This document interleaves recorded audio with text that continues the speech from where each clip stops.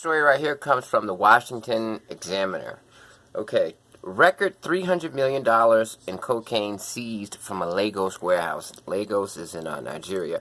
Authorities seized 1.8 tons of cocaine from a warehouse in Lagos, worth close to $300 million on Monday. The drugs, with a street value of $278.5 million American money, were intended to go to European and Asian buyers. Nigeria National Drug Enforcement Agency confirmed to Reuters. Authorities arrested 5 people, 4 Nigerians and 1 Jamaican, in connection with the raid, stating that they were a part of a larger international drug ring. Cocaine seizures have been plentiful this year, as West Africa is a top transit hub for cocaine from Latin America to be sold in Europe. Ivory Coast police seized over 2 tons of cocaine in April. Global seizures reached a record high in 2020 at 1,424 tons, according to the U.S. Office on Drugs and Crime. The Nigerian Drug Enforcement Agency stated that it had been tracking the recent drug ring since 2018. Cocaine seizures in the United States have dropped throughout fiscal year 2022, which spans from October 21 to September 22 of this year. So basically, I think this right here shines light on the fact that, like they said, West Africa is one of the primary hubs for drugs that are coming from Latin America. So basically the cartels, what they're doing is they're manufacturing the cocaine, getting it from the growers in Colombia, Nicaragua, places like that. And what they're doing is they're using their infrastructure and their transportation infrastructure and stuff like that to transport that to Latin America and service the European market and the Asian market. A lot of people don't understand cocaine is a very popular drug in Europe.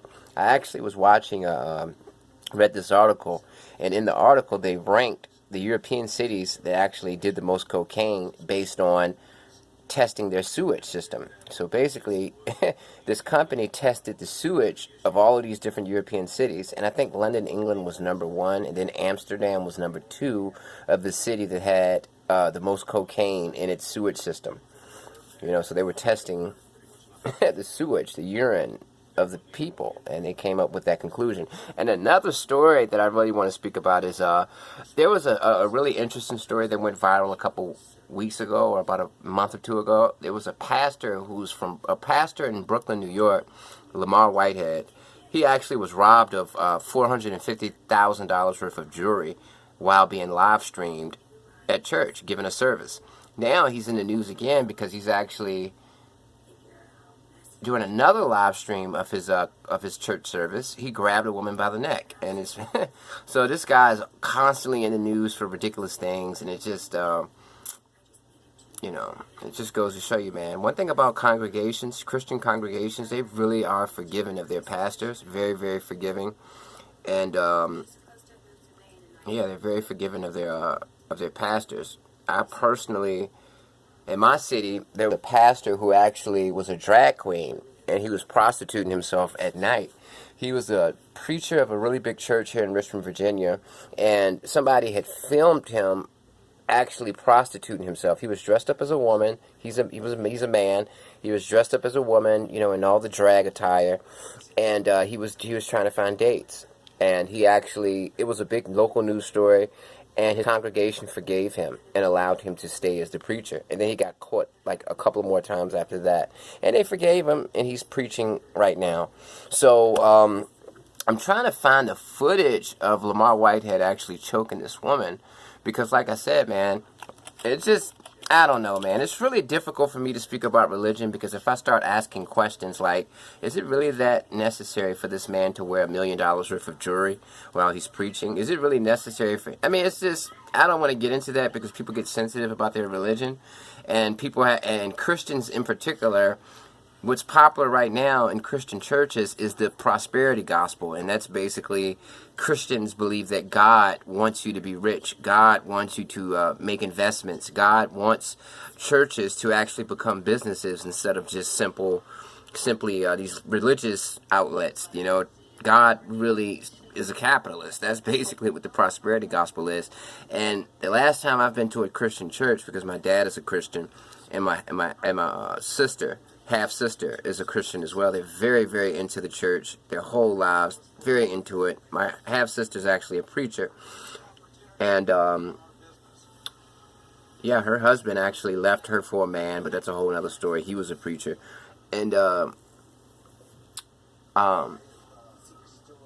last time I went to a church, they spent about maybe 15 minutes speaking about God, and they spent 2.5 hours talking about investment strategies.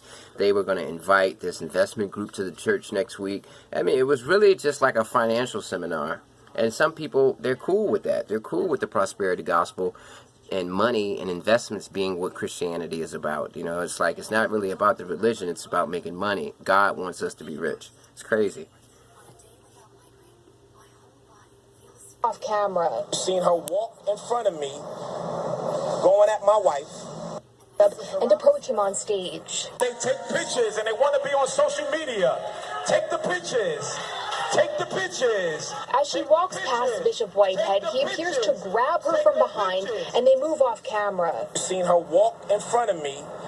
And it just goes to show you, man, just because you're a Christian and this guy is supposed to be a pastor, he's infallible. Even if he's a drag queen and you forgive him, I mean, it's just, this is why Christians always get manipulated, because they can get very gullible. You do have some Christians out there who are very, very sensical, very, very intelligent, good judges of character. But so many people hide behind that shield of, oh, I'm a Christian, you know, I'm not perfect, so you should forgive me for being a drag queen. Even though I'm a preacher and I preach against homosexuality, I'm actually a drag queen who prostitutes himself, you know. And it's just, I feel sad. I mean, this guy's draped in all of this expensive design. That sweater, that Fendi sweater that he has on, that's about $3,000. So I mean, it's hard for me to sit here and just accept modern Christianity, because it's all about the prosperity gospel.